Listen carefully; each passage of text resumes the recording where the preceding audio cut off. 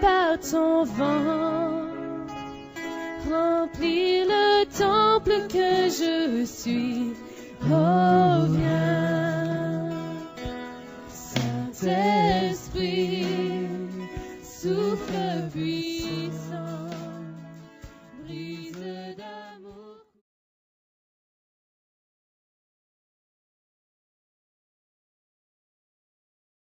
Lorsque Paul est en train d'écrire cette portion, Paul se trouve en Asie mineure. Alléluia. Et il était en train d'écrire à l'église qui était à Rome, qui était une église probablement formée par des chrétiens qui étaient en train de fuir la persécution. Alléluia.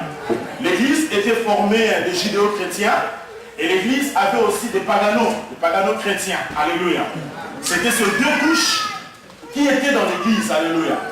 Et l'apôtre Paul était en fait dans cette lettre de Romains, il faisait en quelque sorte une diatribe.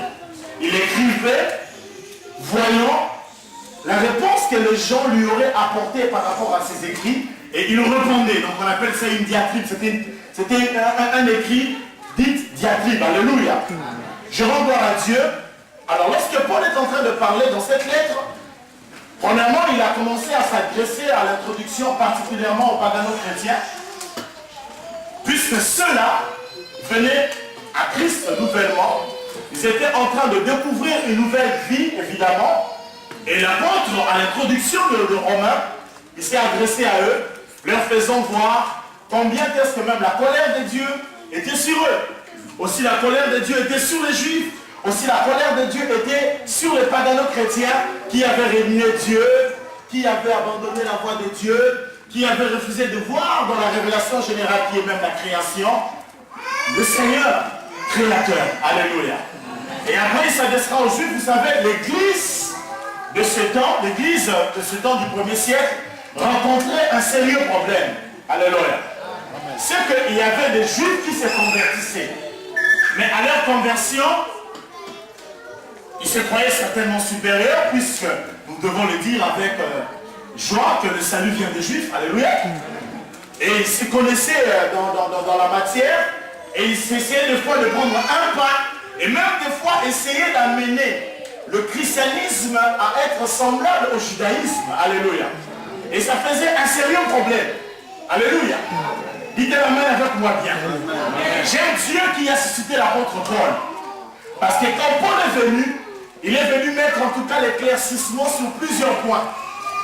Alléluia. Pour que les gens, au travers de son évangile, comprennent, et particulièrement les Juifs, que Dieu est Elohim. Il est le Dieu créateur. Il est le Dieu de tous les peuples. Alléluia. Est-ce qu'on peut acclamer notre roi et notre Dieu? Alléluia. Paul a aidé les gens à comprendre que Dieu n'est pas seulement le Dieu des Juifs. C'est vrai qu'il s'est servi de la nation juive comme un point de départ pour nous atteindre, nous les nations. Mais Dieu, il est le Dieu de tout le monde. Alléluia. Je ne sais pas si Dieu est ton Dieu. Mais si Dieu est ton Dieu, dis à ton frère, Dieu est mon Dieu. Tu dis ça. Alléluia. Il y a de ces enfants de Dieu qui vivent, qui croient que Dieu ne les aime pas. C'est comme si Dieu aime d'autres personnes. C'est comme si Dieu entend les prières d'autres personnes. C'est comme si aux yeux de Dieu, le Seigneur est en train de faire des grâces à d'autres. Et à eux, Dieu n'est pas en train de le faire. Ce soir, je me lève pour te dire que cela est faux. Que Dieu t'aime. Et il t'aime tel que tu es. Que tu sois noir ou blanc, Dieu t'aime. Que tu sois court ou mince, Dieu t'aime. Quelle que soit ta race, ta langue, ton origine, l'origine de ta tribu, toi Dieu t'aime comme ça. J'ai rencontré une personne qui m'a dit non, je dois changer de taille. Parce que la personne que j'ai rencontrée sur lui m'a dit non, lui il n'aime pas, il faut que je puisse vraiment maigrir. Je lui ai dit heureusement que j'ai rencontré un Dieu qui m'aime comme je suis. Alléluia. Regarde ton frère, dis-lui aime-moi comme je suis comme ça, parce que Dieu m'a aimé comme ça. Dis-lui ça. Alléluia. Qui a dit amen avec moi bien? Alors, dans cette épître, l'apôtre Paul a longtemps parlé sur la grâce, pour faire comprendre aux Juifs que le salut, c'est la grâce de Dieu. Aucune personne ne peut venir au Père si le Père ne l'attire. Alléluia. Le salut, c'est l'œuvre de Dieu. C'est l'œuvre, c'est le fruit de la grâce. C'est une faveur imméritée. C'est une faveur que Dieu donne gratuitement. Alléluia. Tu ne seras pas sauvé parce que tu es né dans une famille chrétienne. Non. Alléluia. Mais l'homme est sauvé, évidemment, lorsqu'il met sa foi en Jésus. C'est pourquoi tu dois te réjouir. Non pas parce que tu as des millions. Non pas parce que tu as des milliards.